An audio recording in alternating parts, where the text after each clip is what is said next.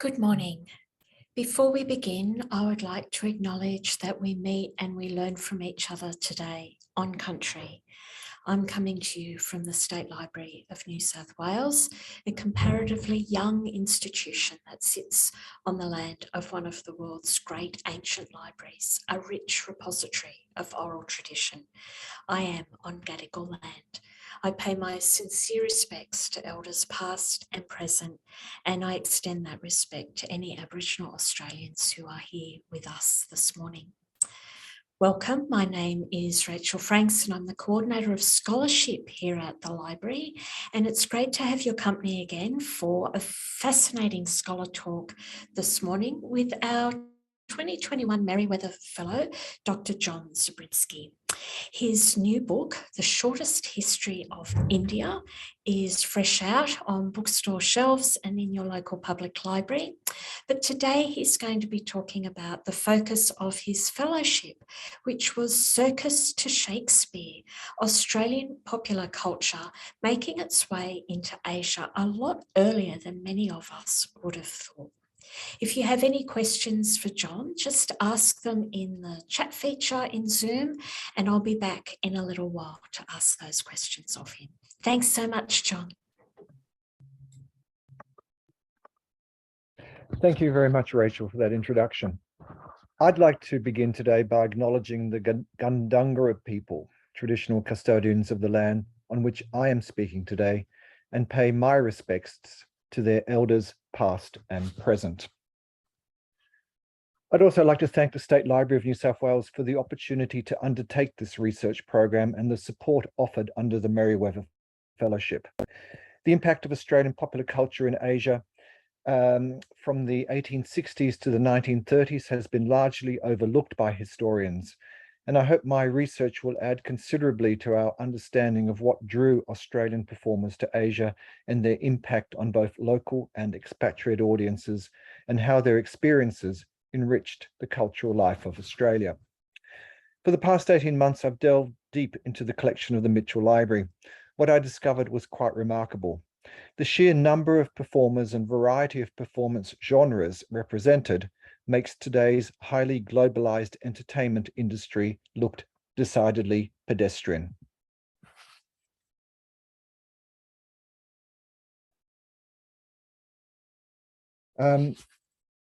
What did Australia's favourite actress of the 1910s, Nellie Stewart, singer and showbiz entrepreneur Florence Broadhurst, magician and escape artist Murray Carrington Walters, and the John Bell of his day, Shakespearean actor Alan Wilkie, have in common? All of them carved out careers for themselves beyond Australia's shores. Nellie Stewart and her family of entertainers played for 3 months each in Bombay and Calcutta in the 1870s, breaking records for the longest seasons in both cities. Broadhurst taught tango at her Performing Arts Academy in Shanghai until political unrest made it impossible for her to remain in China. Murray staged his escape tricks before the Emir of Afghanistan and the King of Siam. By the end of 1924, Wilkie had given more than 1,000 performances of Shakespeare in different parts of Australia and Asia.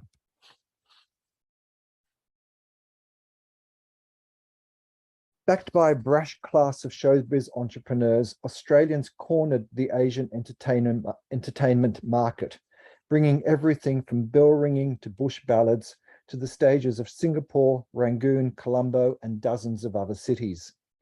Companies of Australian minstrels played in the hill stations of the Himalayas and in the courts of Indian Maharajas.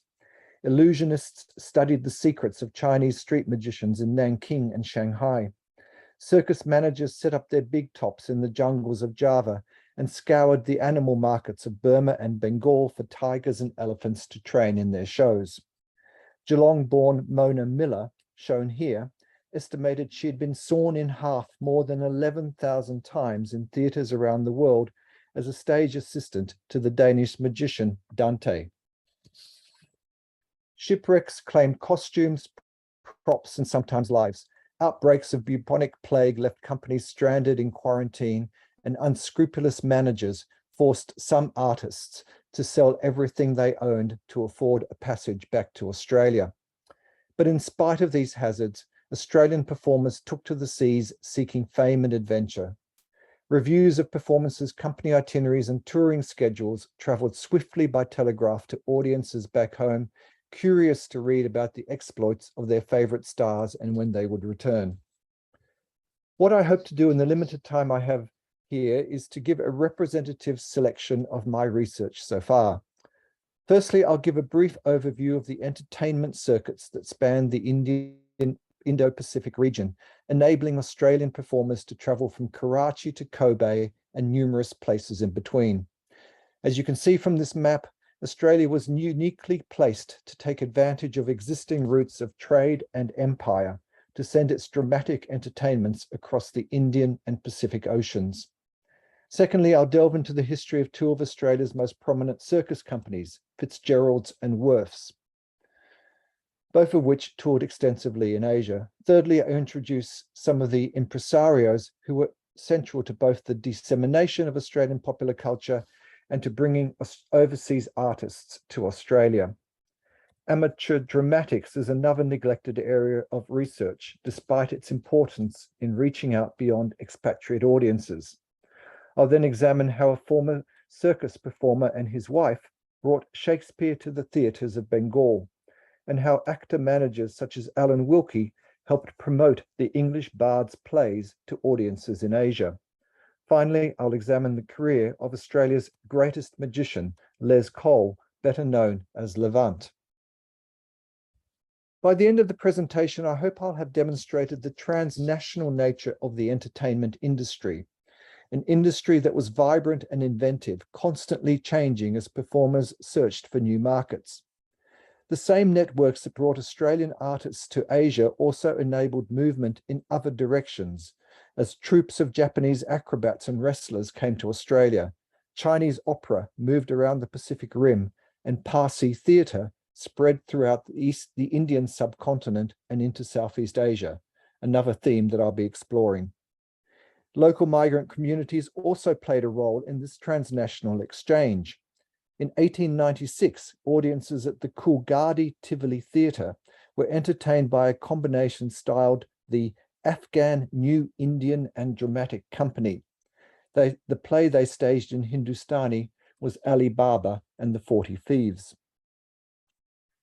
The history of popular culture in Australia dates back to the convict era, but it was the discovery of gold in Victoria and New South Wales in the early 1850s that started to attract large numbers of performers from overseas. The rapid influx of immigrants and the immense wealth pouring out of the goldfields created a cash-rich and largely untapped audience. The number of the number of companies arriving in Australia received a further boost when the transcontinental railway linking the east and west coasts of America was completed in 1869, and regular steamship services between ports such as San Francisco and Sydney started a year later.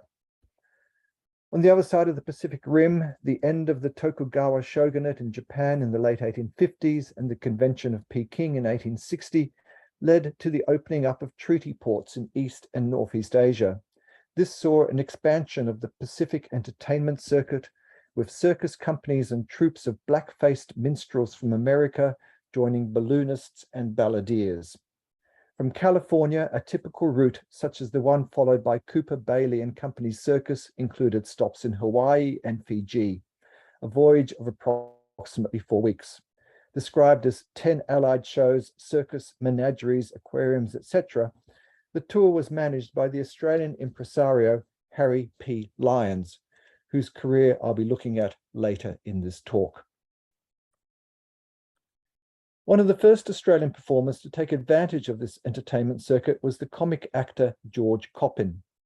Born in England in 1819, he had been appearing on stage since he was an infant. Shortly, based on the toss of a coin, he and his wife Maria migrated to Australia rather than America in 1843. Shortly after arriving in Melbourne, he was offered a role with the Royal Victoria Theatre. 5 years later, his entrepreneurial spirit saw him become the manager of the Royal Adelaide Theatre. His career, both on and off stage, was never short of tumultuous as he veered between bankruptcy and theatrical acclaim. In 1863, he sailed to California for what turned out to be a highly successful tour. Coppin's greatest contribution to Australian theatre came in 1874, when he engaged James Cassius Williamson and his wife Maggie for an Australian tour. Williamson and Moore sailed from San Francisco via Honolulu and Fiji with their new play Struck Oil, which became an instant hit in Australia. In 1881, Williamson became the sole lessee of Coppin's Theatre Royal in the Haymarket.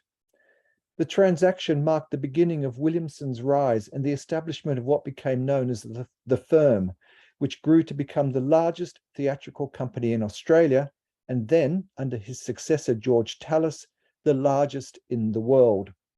Under Williamson and Tallis's management, dozens of Australian artists were sent out to tour the ever more sophisticated and established theatrical circuits that crisscrossed Asia and the Pacific. I'll now turn to entertainment circuits that linked Australia with Europe and England. The laying down of the Indo-European telegraph cable in 1865 and the inauguration of the Suez Canal 4 years later transformed communication between Britain and its colonial outposts in India, Ceylon, Burma, the Straits Settlements, Singapore, and Australia. Writing in 1871, the Calcutta correspondent for the Australasian noted that thanks to the advent of steamships, quote, all our amusements have for the last few years emanated from Australia, unquote. As the theatre historian Gillian Origi notes, transnational touring and the exchange of actors and shows reshaped the theatre business in Australia by linking it to trends in other major theatre centres of the Northern Hemisphere. There were many factors motivating this great escape. Most companies toured the empire with an expectation of success in a market far larger and potentially far more profitable than could be found in Australia. Touring the East, as it was euphemistically described, was also seen as a badge of honor. An actor under the pseudonym One Who Has Tried It stated in 1917 that joining such tours gave actors, quote, a chance of seeing the world, widening one's scope, amazing treasures, and adding to one's store of knowledge, unquote. Dozens of companies and hundreds of individual artists would make the passage westwards from Australia. Among the most unusual was the Lynch family of bell ringers. Handbell ringing became a popular public entertainment following two successful visits to Australia by the Lancashire Ringers in 1863 and 1866. Based in Geelong, the Lynch family took up bell ringing shortly afterwards and first toured Australia in 1867. They then travelled extensively throughout Asia and from the 1880s until the 1920s, including 2 trips to India in 1883 and 1889. Reviewing one of their concerts, the Times of India exclaimed, quote, the bell ringing, how shall we or how can we describe that to persons who have not experienced the intense pleasure of hearing it? It was simply exquisite. A false note is never to be heard. An unintentional discord is utterly impossible of detection, unquote. And as can be seen from this clipping from Melbourne's Lorgnet newspaper, the company sailed from Calcutta just before Christmas of 1883 for Rangoon. Their itinerary onward included Singapore, Hong Kong, Japan, and North America. I now want to turn to Circus, one of Australia's earliest cultural exports and among its most successful.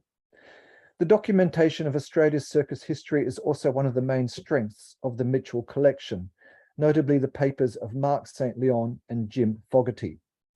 With its emphasis on spectacle over spoken word, Circus cut across national, linguistic, and cultural boundaries.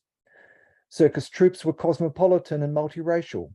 Performers and circus hands came from a range of nationalities and backgrounds. Japanese acrobats, Indian jugglers, Spanish equestrians, German animal trainers, to name just a few. The makeup of their shows varied depending on their routes and destinations. By the time the San Francisco-based Wilson's Great World Circus reached India in January 1878 after touring Australia, Its company of 42 performers included several Australians, a Cuban dancer, and 3 Japanese acrobats.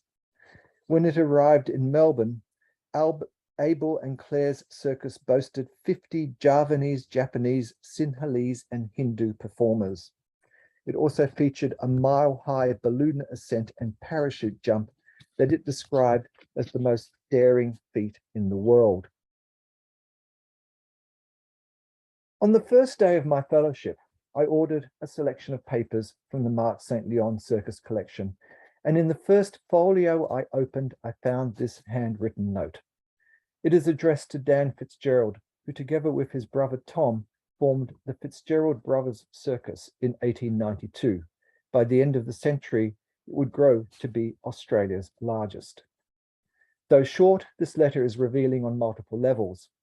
It is signed Veeraswamy Anagal, though that is probably a misspelling of his actual name, which may have been Agarwal. We know nothing about the letter's author other than he lived in Madras, now Chennai, in southern India. He was probably a member of one of the several large Indian shows that toured, such as the Hindu Hercules Circus that regularly toured East and Southeast Asia. He wants his 7-year-old son, John, possibly an anglicized version of his real name, to become a circus artist. It is possible that Veeraswamy left his son in Java after one of his tours, believing that he would have more chance of being noticed by a passing international show. We don't have Dan Fitzgerald's response, but we do know that he took John under his care and mentored him. Within a few years, John had adopted the stage name Lycurgus and was performing equestrian acts and stunts while billed as the Javanese imp. The letter highlights the transnational nature of the circus industry.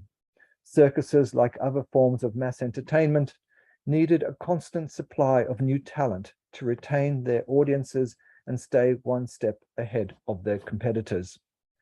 Performers from overseas circuses touring Australia would be poached. When touring internationally, companies like Fitzgerald's would source local artists from their shows. This constant interaction enriched circus culture and brought exotic crowd-pulling attractions to the ring. Fitzgerald's main competitor was Worth's Circus, led by Philip and George Worth. Beginning as a family circus in 1882, it grew rapidly, making its first trip to New Caledonia in 1888, followed by New Zealand in 1890. When recession hit the Australian colonies in 1893, circuses, like many other entertainers, started looking abroad for audiences. Worth's embarked on a 7-year world tour that included South Africa, South America, the United Kingdom, South Asia, and Java. Worth's tour of India took in the southern cities of Tuticorin, Trichinopoly, and Madras. In his memoir, Philip Worth bemoans the difficulties of finding a decent orchestra in Tuticorin. The best they could locate was composed of 3 Indians who played on yellow clarinets. Their repertoire was limited to God Save the Queen and a few bars of Ta Rara Boomdier, which they presented over and over again, Worth wrote. Not all of Worth's overseas tours went smoothly. In 1953, the company had to abandon a proposed 5-month tour of East and Southeast Asia after performing for only 23 nights in Surabaya and Madang on the island of Java. Philip Worth blamed heavy taxes imposed by the Dutch authorities for terminating the tour. On the company's return to Fremantle, its manager, G.C. Christie, told the West Australian newspaper that, quote, although the circus played to packed houses every night, the taxes, charges, and guarantee deposits we were called upon to pay were impossible. Amusement tax was 20% in Surabaya, and in Batavia it was as high as 25%. People who grumble about taxation in Australia would be astounded at the burden of taxation in Australia, Christie complained. One of the many circus performers who took advantage of the Indian Ocean and Pacific entertainment circuits was Con Colliano. Born Con Sullivan in Lismore in 1899, he was of Aboriginal, Irish, and West Indian background. His father, Cornelius, formed Colliano's All-Star Circus in 1910, adopting the name to hide the family's Aboriginal background. The young Con became a renowned tightrope walker and was the first artist to perform a forward somersault from feet standing to feet alighting. After rising rail costs forced the closure of Colliano's All-Star Circus, it was eventually taken over by the Tivoli entertainment circuit. Because of their dark skin and the attractiveness of exotic acts, the Tivoli management presented the Colliano children as the Akbar Arabs, much to their annoyance. The family left Australia a year later, traveling to South Africa, England, and the United States, where Con, now known as the Wizard of the Wire, made a highly successful debut in 1904 at the Hippodrome in New York. Adopting a Spanish toreador persona as part of his act, he then joined Ringling Brothers and Barnum and Bailey, the largest circus in America. A successful tour, whether on the scale required for a circus company or a small family-based vaudeville show, depended on skilled managers who could combine entrepreneurial elements of risk-taking, creative investment, and planning needed to run highly dispersed organizations. I've already mentioned George Coppin and J.C. Williamson, but there were many others who left their marks in the colonial outposts of Asia. Like Coppin and Williamson, most were actor managers. I'll briefly look at three of them. Harry Rickards started his career as a music hall singer in England. In 1871, he made his debut at the Prince's Theatre in Melbourne, wearing a top hat, twirling a cane, and sporting a drooping silky moustache he twisted into corkscrews on the stage. By the early 1900s, he had a string of venues in Sydney, Melbourne, Adelaide, and Perth that he developed into one of the most important vaudeville circuits in the world. Artists and entertainers typically spent 12 to 16 weeks on the Tivoli circuit in Australia before playing for 6 weeks on one of his affiliated circuits in India or South Africa. London-born Robert Sparrow Smythe, who arrived in Australia in the early 1850s, toured through Southeast Asia, India, and South Africa. Smythe claimed to be the first manager to conduct a company into Japan in the 1860s, and as his 1917 obituary noted, the first to prove the possibilities for professionals in the hill stations of the Himalayas. His clients included Mark Twain, at the time bankrupt, who he signed up for a world lecture tour that included the Sandwich Islands, New Zealand, Australia, Ceylon, India, and South Africa. Writing in 1871, Smythe summed up the rapidly globalized theatrical scene, observing that Western entertainers could be found, quote, amusing His Siamese Majesty with performing dogs and monkeys at Bangkok, playing violin variations on Taza Bataza in the John Lawrence Hall at Lahore, and Gounod's meditation on Bach's first prelude in the Masonic Hall at Karachi, taking a constitutional on the Bund in Shanghai, gathering ferns on Mount Wellington in Tasmania, celebrating the departure of a lucky speculator in Back Bay shares in Bombay, camping out in the Karoo at the Cape, trying their voices in the Taj Mahal at Agra, drinking whiskey punch by a large wood fire on the banks of the Indus by moonlight, smoking in Kamon's garden in Macau, bargaining with silk workers in Peshawar, shawl dealers in Ludhiana, and ivory painters in Chandi Chowk in Delhi. Another well-traveled actor-manager was Tommy Hudson, also known as the Prince of Minstrels, who took his surprise party through much of Asia in the late 1860s onwards, including India, which he visited 26 times. Born in America, he would become more closely associated with the theatre industry in Australia than in his home country, leasing the Polytechnic in Melbourne in 1881 and later working as the general manager for the opera impresario George Musgrove. After interviewing Hudson in 1902, the Launceston Examiner declared that, quote, During 30 various years, Mr. Hudson found his career in that big stretch of Asia that reaches from Bombay to Batavia, from Colombo to Japan. He was not content with the beaten track. He went everywhere. From 1869 onwards to the beginning of this century, he took his companies to places no other companies had ever thought of visiting. He flung himself into remote regions where ordinary showmen never penetrate. He kept his eyes open, always. He knows the East.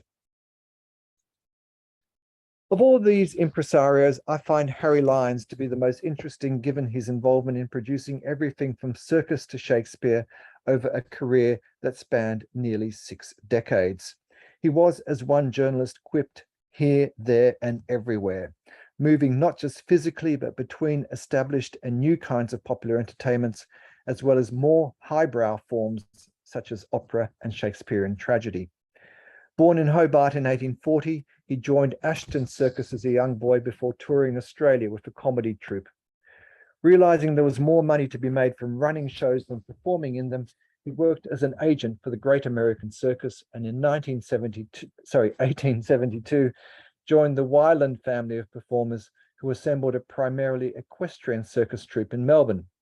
Later that year, Wyland and Lyons Circus Troupe undertook its first international tour, visiting Java, Burma, Singapore, and India. His big break came in 1872 when he secured Blondin, the first man to cross the Niagara Falls on a high wire, for a spectacularly successful tour of Australia, with more than 15,000 people viewing his shows in Sydney and Melbourne. Over the next few decades, Lyons sent numerous shows to Asia, including the Worth and Fitzgerald Brothers circuses and George C. Milne's Shakespearean revivals. In the mid-1890s, he undertook a 5-year Asian tour with his operatic burlesque company, spending most of that time in India. During the course of his tour, he traveled as far west as the Khyber Pass. Though women featured strongly in opera, vaudeville, and variety shows, few made careers for themselves beyond the stage. One exception was Florence Broadhurst, who traveled extensively in South and Southeast Asia before opening a performing arts academy in Shanghai in the mid-1920s. Born near Mount Perry in Queensland in 1899, she excelled in Stedfords and singing competitions, but her ambition of starting a solo career never materialized.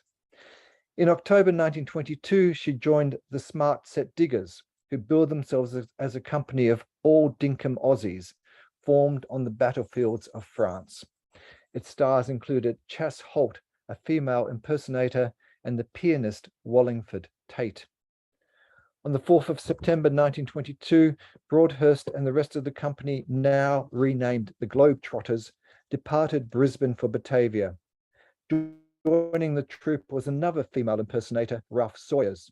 The name change and the addition of Sawyers reflected the canny marketing skills of Dick Norton, the company's manager and main performer. Norton and Wallingford Tate had considerable experience in performing in Asia. After spending a few weeks in Batavia, the company departed for Singapore, touring under the aegis of Bandman's Eastern Circus Limited. Morris Bandman was an Anglo-American tour manager who in the first decade of the 20th century created what was arguably the most important theatrical circuit in the world, extending from Gibraltar to Tokyo and including regular tours to the West Indies and South America. Headquartered in Calcutta and then in Cairo, he worked closely with managers such as J.C. Williamson and Harry Rickards, often jointly setting up tours for Australian artists.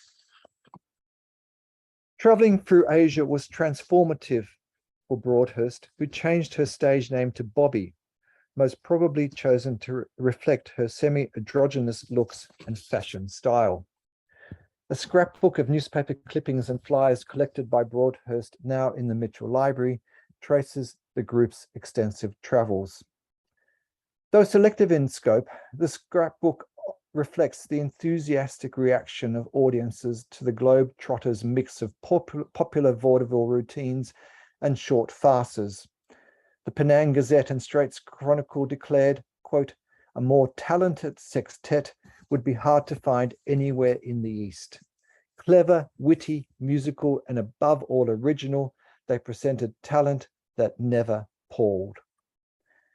Between 1923 and 1924, Broadhurst and the Globetrotters appeared in India, Burma, Siam, the Malay states, Sumatra, China, and Japan. She would later boast she had performed for the King of Siam and that an Indian Maharaja had shot a tiger in her honor.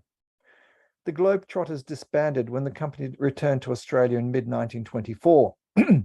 Broadhurst, Tate, and two other members, Jack Crichton and Beryl Lucina, formed the Broadcasters, and before the year was out, they were back in Asia. Between their lengthy tours, the company based itself in Shanghai, which was known for its legendary nightlife. As her friend Barry Little would later remark, quote, "There wasn't much Florence didn't do when she was over there. She visited opium dens, the lot, you name it, she did it. She had a wild, wild time, and when she talked about it, she had a twinkle in her eye."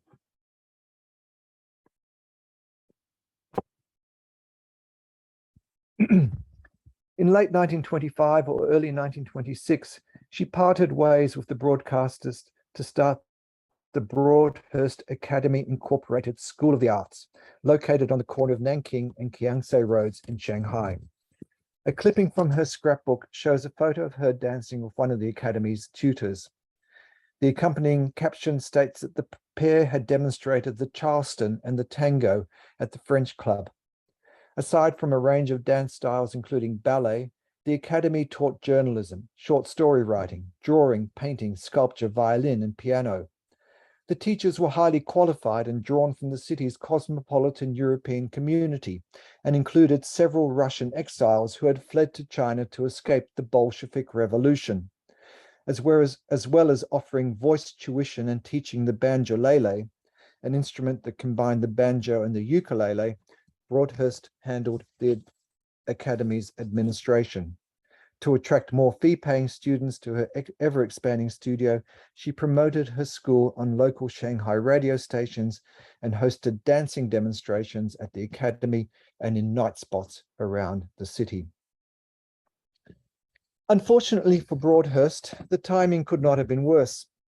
In May 1925, more than a dozen workers protesting against foreign-controlled factories were shot by the British police in Shanghai. The incident increased anti-foreigner sentiment and boosted support for the nascent Chinese Communist Party. Fearing that the lives of its citizens were at risk, Britain sent an expeditionary force to Nanking and Shanghai to protect foreigners.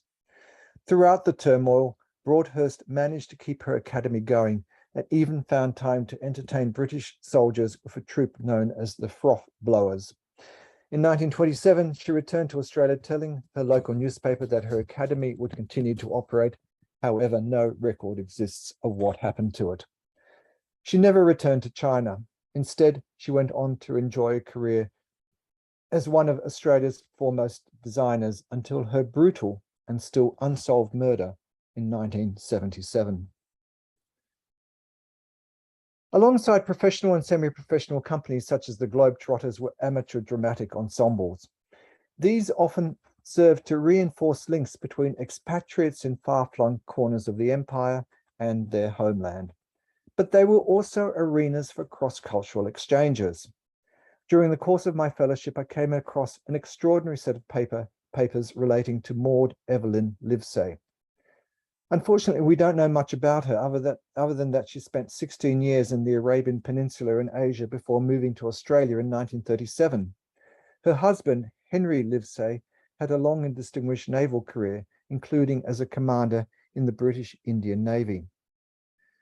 Maud's favourite posting, she told the Adelaide News in 1936, was Aden, because she liked to swim in the waters of the Red Sea.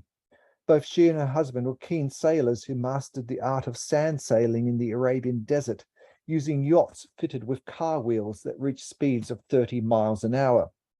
After Aden, the couple was stationed in Bombay. Her enthusiasm for amateur dramatics saw her travel to Srinagar. A favourite holiday destination because of its fame, beauty, cool climate, and luxurious houseboats, Srinagar had a large floating expatriate population, but not one large enough to attract touring companies from abroad, leaving Anglo-Indian society largely dependent on its own resources for entertainment. As can be seen in this program, Livesey directed an amateur troupe known as the Srinagar Tiller Girls in their eccentric ballet in 1931. What's significant about this performance is the fact that all those involved were Europeans. In 1932, the Liveseys moved to Rangoon, where Maud helped to organize a benefit program at the Sarada Sardan School for Indian Women. The main event was the play A Syrup of Bees, based on a story by F.W. Bain, an obscure British writer who claimed his books were based on translations of Sanskrit stories, but were in fact made up. Unlike the Srinagar amateur theatricals, almost all the actors in a play that borrows heavily from Hindu mythology were members of the city's Muslim and Parsi communities, the notable exception being King Arunodhya, played by George Langtry. An accompanying newspaper article notes that the play was part of a longer program featuring musical numbers by members of the city's Burmese, European, and Hindu communities. As is clear from the elaborate backdrops, costumes, and makeup shown in these remarkable photographs, both locals and Europeans took their amateur theatrics seriously. The fact that the benefit program was aimed at raising money for a school for Indian women and involved a cross-section of Rangoon's ethnic communities is also significant, as it shows that they cut across racial barriers that were too often a feature of colonial society. But there is another intriguing story hidden in these photographs. Since the 1870s, Parsi theatre companies from Bombay had been undertaking tours to cities such as Rangoon, Penang, Singapore, Surabaya, and Batavia. As the historian Catherine Hanson points out, the popularity of Parsi theatre was unprecedented in its heyday. A hybrid style incorporating European, West Asian, and South Asian elements, Parsi theatre appealed to audiences across a wide geographic swathe. The development of Parsi theatre can be traced back to the interaction of Parsis with colonial elites, mainly in Bombay. Originally from West Asia, Parsis were the most influential mercantile class in the city in the 19th century and were exposed not just to English education, but also to touring dramatic companies from the West. Young Parsi men with an interest in dramatics formed amateur clubs and then professional companies managed and financed by Parsi businessmen. To increase revenue, the companies began extensive tours around India by rail and then to Indian Ocean ports by sea. Did some of the actors in Livesey's production belong to one of these troupes? As Hanson notes, Rangoon at this time had a vibrant public sphere in which English education and publications, together with Indian language printing presses, newspapers, literary societies, and theatrical clubs proliferated in a pluralistic environment. Parsi Urdu theatre was welcomed as a distinctive Indian pastime, even as it appealed across boundaries through its attractive music and sophisticated stagecraft. A much earlier example of the impact Western popular culture had on local theatrical traditions can be found by studying the careers of George Benjamin William Lewis and his wife Rose Edwin, who helped to popularize Shakespeare and other English plays among Bengalis in the 1860s and 1870s. Born in London in 1818, George Lewis joined Ducrow's Circus as a child and went on to become a gymnast and ringmaster in Hengler's Circus. He arrived in Australia in 1853 and started a circus that toured the goldfields. After a failed venture to open an amphitheatre in Melbourne, he took his company to Hong Kong and China in 1859. When the company arrived in Calcutta in 1860, it was billed as Lewis's Great Australian Hippodrome and Mammoth Amphitheatre on the Maidan. In 1863, Lewis abandoned circus and equestrian shows and formed a dramatic company which toured British communities in Asia. He married Rose Edwin, a British-born actor, in Shanghai in 1864. The pair returned to Calcutta in 1867 with their dramatic, burlesque, and ballet company. Lewis's first theatre, the Royal Lyceum, was a prefabricated corrugated iron structure on Calcutta's Maidan. His successful opening season was interrupted by a November cyclone which flattened the building and destroyed most of its costumes. 8 days later, however, he had erected a new theatre and played to capacity houses until March 1868. After closing in Calcutta, the Lewises toured their company across the sweltering plains of northern India, playing in cities such as Benares, Allahabad, Kanpur, Lucknow, Meerut, and Delhi. Much of their repertoire consisted of pantomimes and burlesque acts, sprinkled with snippets of Shakespearean dramas, with most of the actors sourced from Melbourne. By the time they had embarked on their fourth tour to India in September 1871, George was busy erecting a permanent venue on Calcutta's main thoroughfare, Chowringhee, called the Lyceum Theatre Hall. The Lyceum would become the model for the earliest public stages in Calcutta, such as the Bengal Theatre on Beedon Street and the Great National Theatre. The doyen of the Bengali stage, Girish Chandra Ghosh, who established the Grand National Theatre in 1873, developed his acting talents by watching George Lewis's plays and would discuss European dramas and performances with Rose Edwin, who he referred to as his mentor. Edwin in turn attended Bengali theatre performances featuring Ghosh and other prominent actors of the time. The Indian theatre historian S.K. Mukherjee notes that Bengali playwrights of the 1870s used the pantomime form presented by Lewis and Edwin to parody the Raj. Shakespeare continued to be one of the mainstays of Australian companies travelling to India long after the Lewises had left the scene. The first serious attempt to establish a permanent touring Shakespeare company in Australia came in September 1920 with the debut of the Alan Wilkie Shakespearean Company. The British-born actor-manager Alan Wilkie had arrived in Australia 4 years earlier. He was no stranger to Asia, touring through India, Ceylon, Singapore, British Malaya, Hong Kong, China, and the Philippines from 1911 to 1913. His passion for presenting Shakespeare to every corner of the globe came unstuck when his request to cross the Khyber Pass to be the first company to present the bard's work in Kabul was vetoed by British officials. His company also enjoyed a 6-week season in Japan. As a newspaper article stated at the time, quote, "One of the more interesting aspects of Wilkie's tour is that he catered for all sections of the community.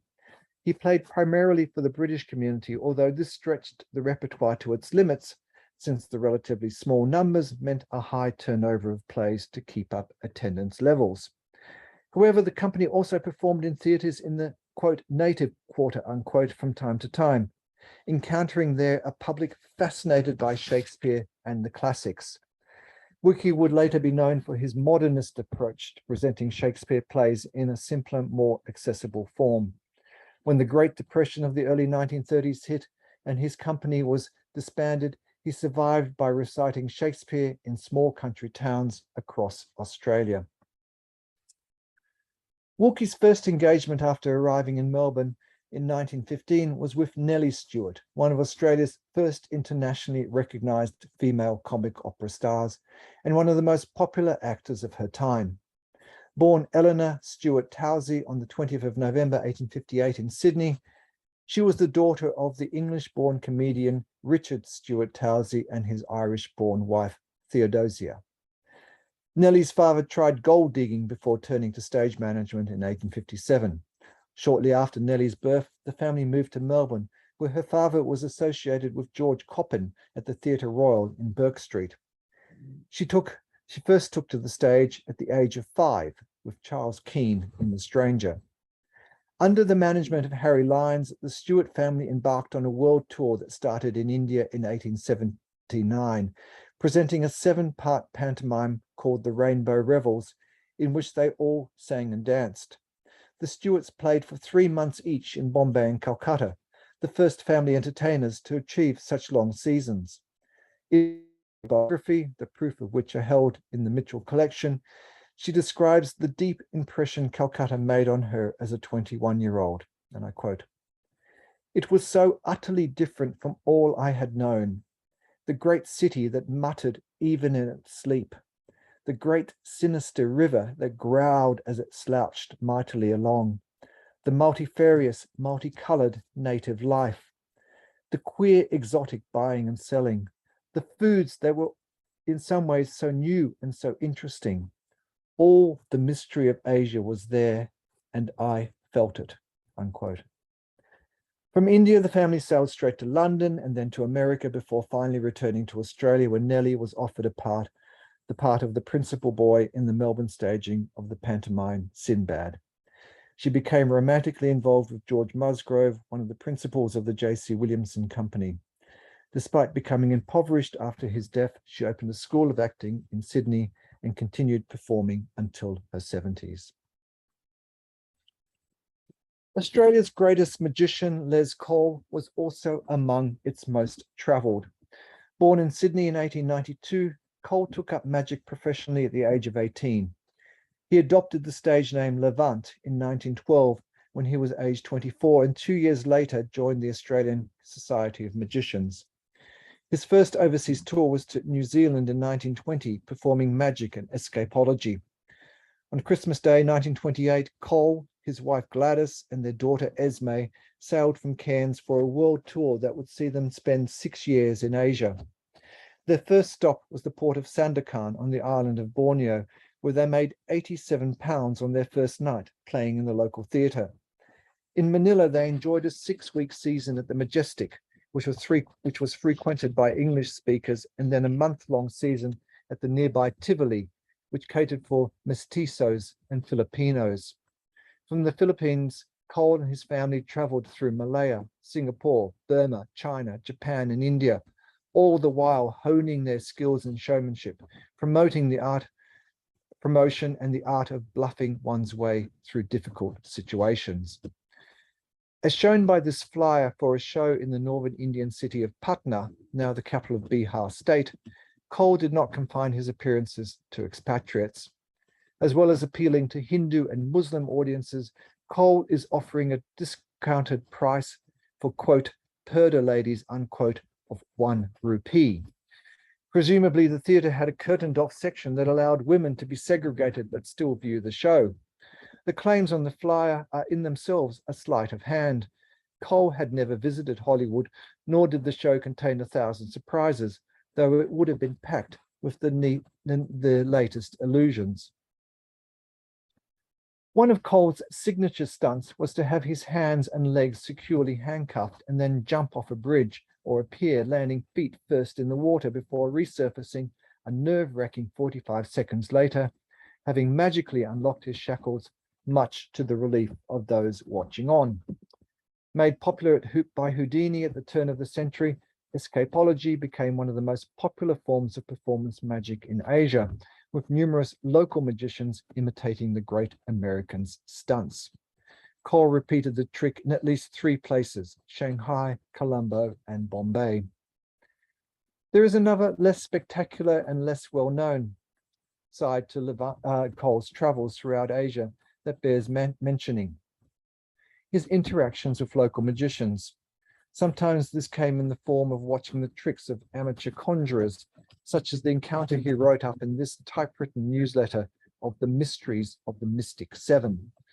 The newsletter comes from the Mitchell Library's Robbins Magic Collection and describes, among other tricks, a stabbing routine he saw being performed in Nanking. From India, the family traveled to Egypt and finally to England, where they remained until 1940, and where Cole fine-tuned what would become his greatest show, House Tricks, a magical revue with a cast of 40 that incorporated comedy, chorus girls, and numerous animals. After his return to Australia, he continued to perform until he retired a year before his death in 1977. Earlier this year, Cole's work was one of the mainstays of an exhibition at the State Library of New South Wales, also called House Tricks, that celebrated Australian magic's golden age from 1880 to 1920. I'd like to end this talk with one of my favorite images from the Mitchell Library's archives. It shows Murray the escapologist, who I mentioned right at the beginning of this talk, appropriately performing one of his escape acts outside the entrance to the State Library in 1928. A few days earlier, he'd been arrested for obstructing traffic as he prepared to escape from a straitjacket while suspended tens of meters above a 2,000-strong crowd in nearby Market Street. Hauled before a magistrate, he declared he would rather spend a month in Long Bay jail than pay the £5 fine, boasting that he could break out of any prison cell.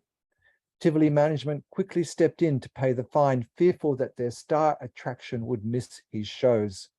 Like many of the performers and companies I've mentioned today, Murray is largely forgotten in his land of birth. Yet this was an artist who performed in more than 70 countries over a career that spanned several decades. Like all the individuals I've introduced to you today, he was passionate about his art. He was an adventurer and a trailblazer who took Australian popular culture to the furthest corners of Australia and the world. Thank you very much.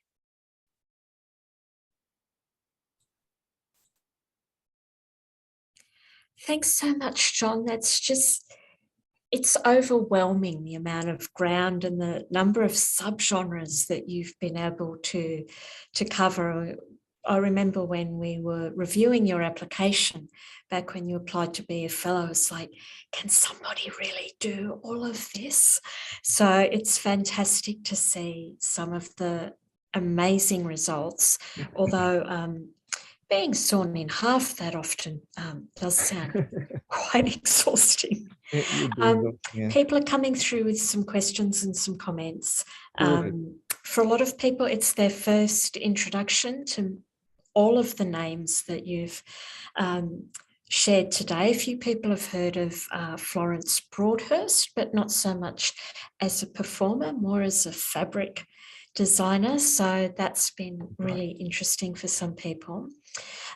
We've got a question about the collection and your doorway into it, because when you first started looking at what we might have here at the library, were you thinking about all these different types and styles of performance, or were you focused, say, on circus or on escapes, and then it just grew? How did you come into it?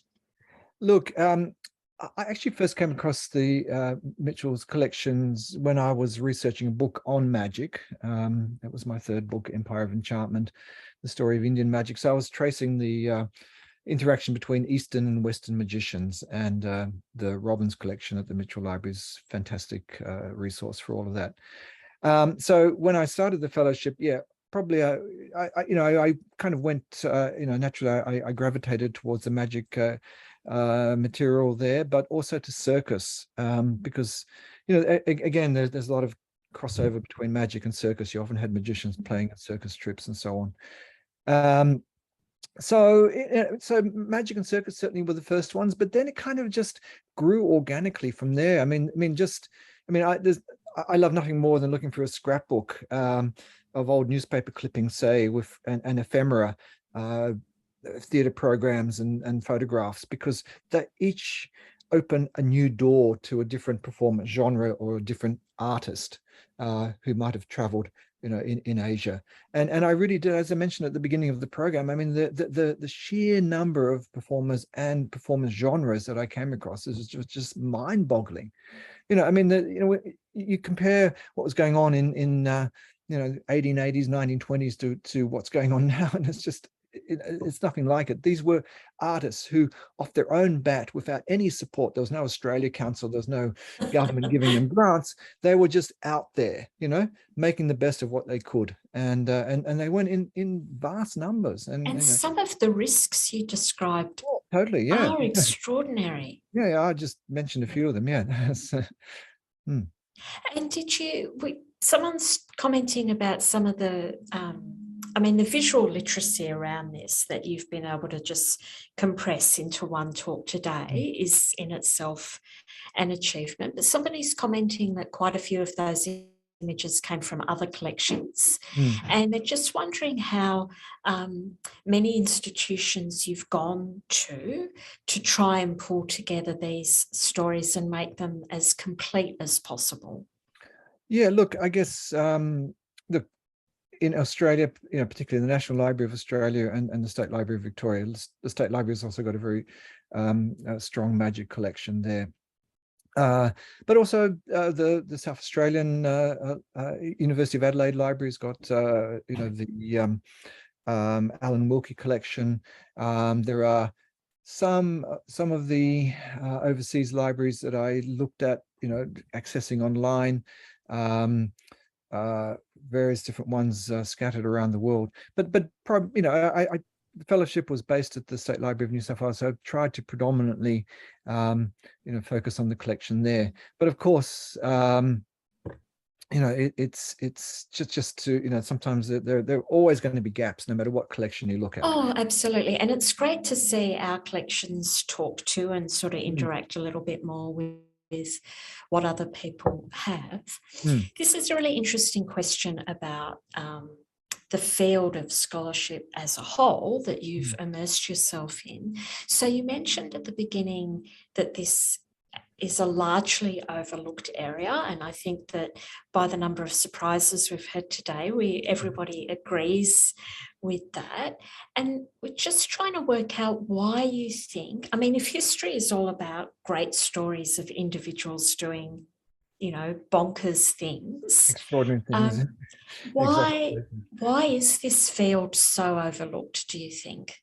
Look, it has been. Look, there's some great scholarship being done, but it's being done in sort of bits and pieces. And what I've tried to do is pull the whole story together into some sort of coherent whole. Look, I think it's largely because popular culture itself is, not it's okay. Circus, magic, not terribly serious, is it? Yeah, it's sort of low life type people, but the thing is that genres like magic, for instance, were it's performers like Houdini were the greatest show people of their day, the most popular, the most highly paid, the most traveled, the most famous, and popular culture is what it says. It's reaching the masses, but it also has this reach beyond, Australia's shores, and that's for me, that was really interesting. And also what I really found particularly interesting was looking at those performers who deliberately didn't just play to expatriate audiences in places like Shanghai or Rangoon or Colombo or Calcutta, but they, like Levant in Patna, in this little, what would have been a dusty, one horse town in the 1930s. He was consciously, trying to reach out to local audiences as well, and I think that's really interesting. But again, look, it's lowbrow stuff, playing to the masses, but I think it's also the importance of it, because that's from those genres things grow, and there's interaction as well. And that's probably, we'll try and finish up on this question now because we're running out of time. Okay, be really quick. But you've done so much work. What is next? Are you going to do something else with all these fabulous stories? Look, it'll make a great book if there's a publisher out there listening in. No, it would. I mean, just because you've got these great stories, you've got these fantastic characters, you've got this extraordinary imagery, and it's uncharted territory too. It needs to be a highly illustrated book. I think some of those images were amazing. Well, thank you very much. Thank you to everybody who came along today. Please join us again next time. We only have one more scholar talk for our 2022 season. Matt Devine, who is our 2021 David Scott Mitchell Fellow, will be talking about Ted Farmer, who is And also under-researched government architect, but a really interesting man, an architect and bureaucrat. So you get to see the creative and the administrative side of government buildings. So do join us next time. That's Tuesday, the 1st of November at 11 o'clock. Until then, may you walk your own tightrope safely today. Stay safe, everyone. Thanks for coming.